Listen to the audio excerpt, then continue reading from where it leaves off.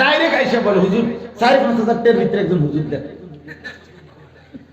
আমি কত সময় জিজ্ঞাসি আপনি এটা কিভাবে ধরছেন, হুজুর ওজন করে ধরছেন না মজুরি ধরছেন, মানে কেমনে মিলাইছেন? 4-5 হাজার টাকার ভিতরে একজন হুজুর, মনে করেন একজন হুজুরের ওজন যদি হয় 60 কেজি, প্রতি কেজির দাম ধরছেন কত, দইরে আপনি 4,000 কেমনে মিলাইছেন? যেটা আপনি করেন এটা কি কথা?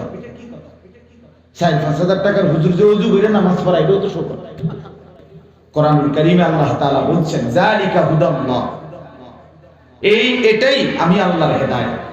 কোরআনকে লক্ষ্য করে আল্লাহ তাআলা বলছেন ইয়াহদি বিহি মান ইয়াশা, এর দ্বারাই আমি আল্লাহ যাকে ইচ্ছে করি হেদায়েত পথ দেখিয়ে থাকি।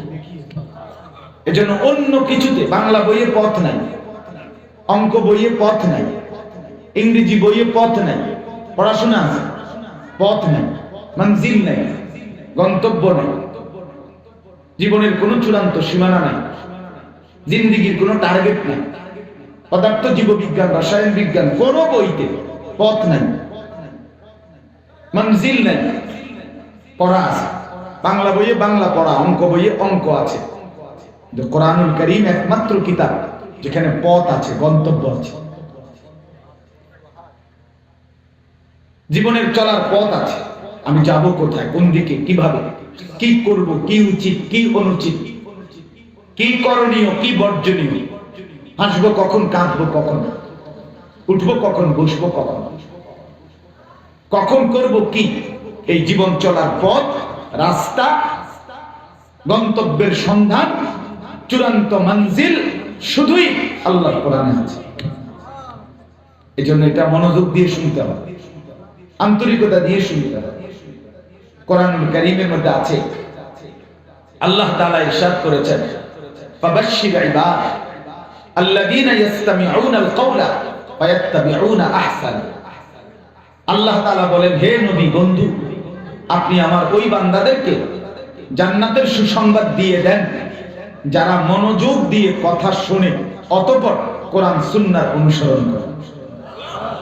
আগে কি করে বলেন? আগে কি করে?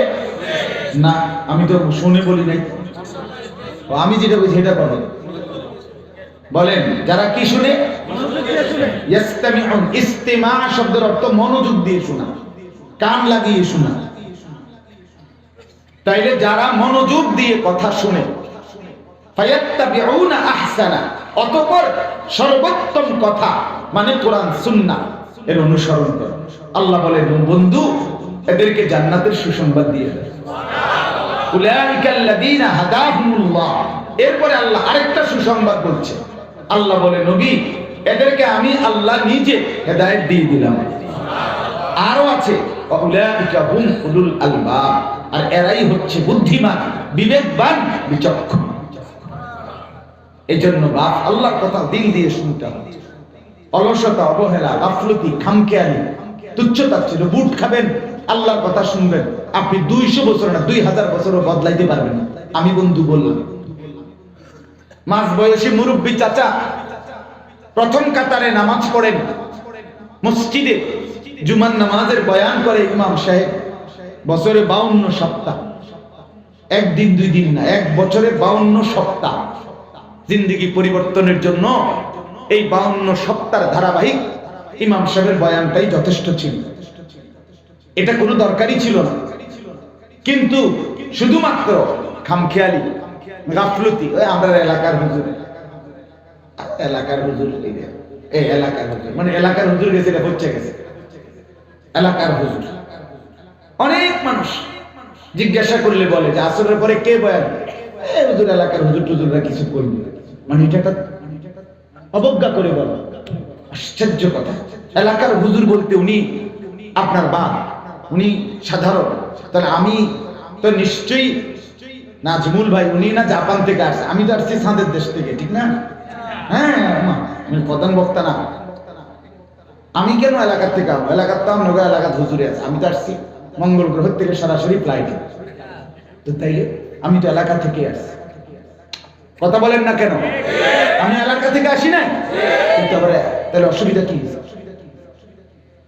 এটা সম্পূর্ণ আমাদের বরবাদির একটা মূল কারণ।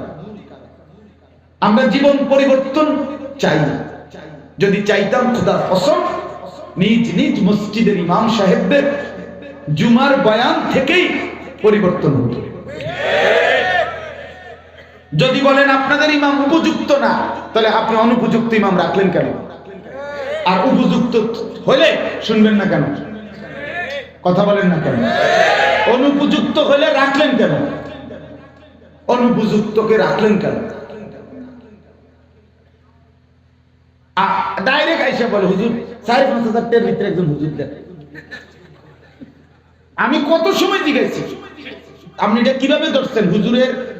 হুজুর ওজন করে ধরছেন না মজুরি ধরছেন? মানে কেমনে মিলাইছেন ৫,৫০০ টাকার ভিতরে একজন হুজুর? মনে করেন একজন হুজুরের ওজন যদি হয় ৬০ কেজি, প্রতি কেজির দাম ধরছেন কত?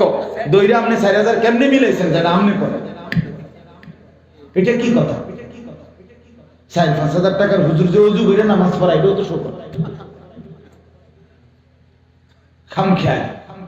মসজিদের টাইলস বদলাইতে বদলাইতে পৃথিবীর সবচেয়ে দামি টাইলস হবে। মসজিদের গ্রিল বদলাইতে বদলাইতে আপনার সবচেয়ে দামিটা সব হইল মাসাজিদুহুম আমেরা।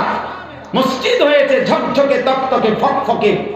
ইমাম সাহেব যদি কোনোদিন বলে ২০০ টাকা বেতন বাড়ান, হুজুর টাকা চিন্তা লাইছেন, আমরা দুর্বল মানুষ, বেতন দেব করতে। অথচ আল্লাহর কসম এক মসজিদের ইমাম মুয়াজ্জিন এই গোটা মসজিদের সমস্ত কিছু চাইতে জীবন্ত এই মানুষগুলো হলো সবচেয়ে দামি। উচিত ছিল তাকে কদর করা।